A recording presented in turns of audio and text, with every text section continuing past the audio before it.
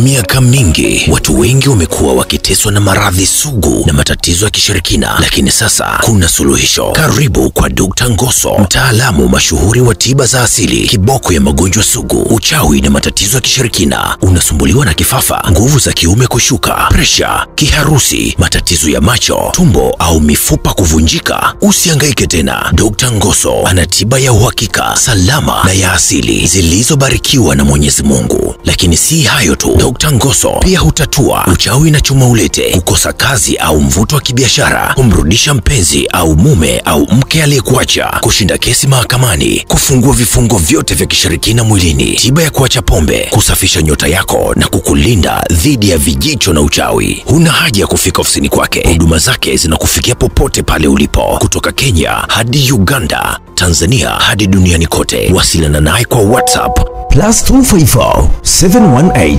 756944 au tembelea tovuti yake www.drngoso.com. Usisahau pia kumfuatilia kwenye mitandao yake ya kijamii kama vile YouTube, Facebook na Instagram kwa jina la Dr. Ngoso. Dr. Ngoso, bingwa wa magonjwa sugu, shida na matatizo mbalimbali.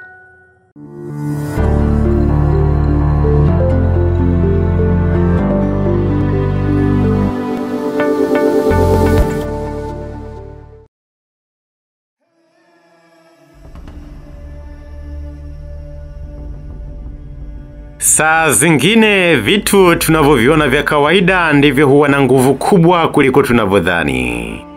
Wengine wanaamini mizimu inapenda vitu vidogo visivyo na hatari ili jifiche.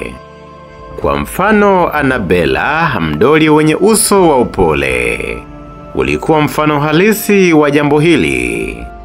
Mwaka 1970 huko Connecticut, Marekani, msichana mmoja aitwaye Donna, mwanafunzi wa uuguzi, alipewa zawadi na mama yake mzazi mdoli mdogo wa kitambaa wenye uso wa furaha hivi na nywele nyekundu. Ulionekana kama mdoli wowote tu wa kawaida unaopendwa na watoto.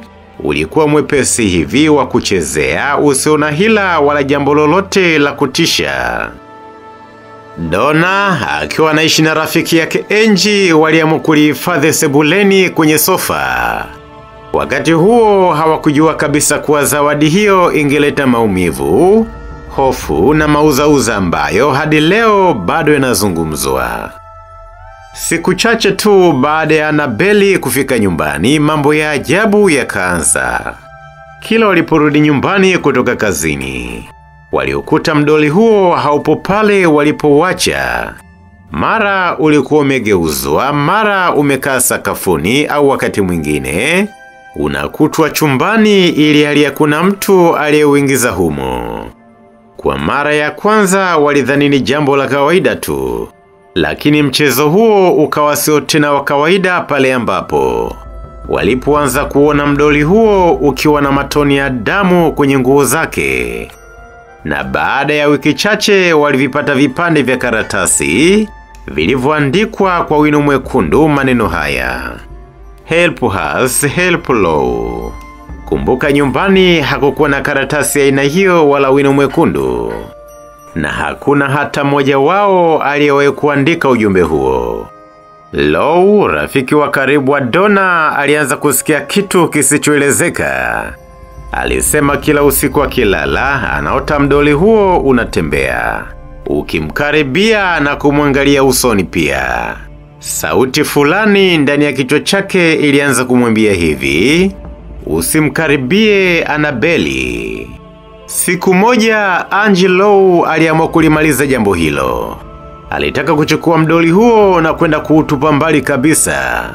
Lakini usiku huo huo alipolala alihisi kitu kikimkaba shingoni. Na alipoamka alikuta nguo zake zikiwa zimechanwa na matoni ya damu halisi. Hakuna mtu ndani ya nyumba hiyo aliyekuwa na makucha ya aina hiyo, wala kisu wala wino. Na Annabelle je? Mdoli huo ulikuwa umekatwa kwenye kona ukimwangalia. Basi bwana, Donna na Angelo wakiwa wamechanganyikiwa, waliwaita wataalamu wa masuala ya kiroho. Eddie na Rollin Warren wanandoa maarufu duniani kwa uchunguzi wa matukio ya kishetani. Walipofika walihisi nguvu nzito ndani ya nyumba hiyo. Lauren akiwa ndani ya nyumba hiyo alihisi mara moja kuwa ndani ya mdoli huo kulikuwa na pepo lililofanya mdoli huo kuwalaghai wanawake hao. Kwa mujibu wa Warren, pepo huyo alikuwa akijaribu kupata ruhusa ya kuishi kabisa ndani ya miili yao. Annabelle haukuwa mdoli wenye roho tu, bali ilikuwa ni kama chombo cha pepo, yani wanaotumia kama mwili. Warren kuona hivyo waliamua kumuita padri mmoja kufanya ibada ya kutoa pepo huyo. Nyumba yote iliombewa na mdoli wa Annabelle uliondolewa kwenye nyumba hiyo. Walipobeba mdoli huo kuelekea nyumbani kwao, gari lao lilianza kuharibika njiani. Breki zikakataa, taa zikazimika ghafla, na gari likawa linayumba hovyo hovyo yani. Eddie Warren alilazimika kunyunyuzia maji matakatifu juu ya mdoli wa Annabelle, ndipo hali ilipotulia. Waliamua kufungia mdoli huo ndani ya chumba maalumu cha kioo katika makumbusho yao ya mizimu.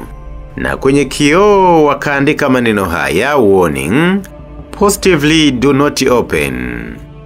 Watu wengi wamejaribu kuuchezea mdoli huo, kupiga nao picha au kuubeza mdoli huo wa Annabelle, lakini matokeo yake yalikuwa mabaya zaidi.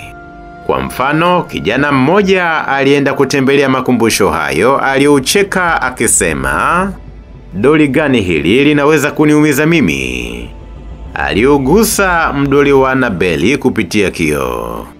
Dakika chache baada ya kuondoka, alipata ajali mbaya ya pikipiki na kufa papo hapo. Wengine wameeleza kusikia sauti za kucheka usiku, kuona kivuli cha mtoto au ndoto zinazojirudia baada ya kukutana na mdoli huo. Leo hii mdoli wa Annabelle bado upo, umefungwa kwenye sanduku la kioo huko Warren Occult Museum, Connecticut. Padri huenda hapo kila wiki kunyunyuzia maji matakatifu. Watazamaji wanaruhusiwa kuona, lakini hawaruhusiwi kukaribia. Kwa mujibu wa Rowling, kabla ya kifo chake, mdoli wa Annabelle haujawahi kupumzika. Huu unangoja tu mtu mwingine wa kuamini. Hadithi hii ikawa chanzo cha filamu maarufu ya Annabelle ya mwaka 2014, ambayo ni sehemu ya ulimwengu wa The Conjuring Universe. Lakini tofauti na sinema hii, mdoli halisi wa Annabelle hauonekani wa kutisha, bali ni mdoli wa kitambaa tu wa kawaida, wenye uso wa upole, lakini nguvu ya ndani yake ni ya giza la milele na ya hatari zaidi.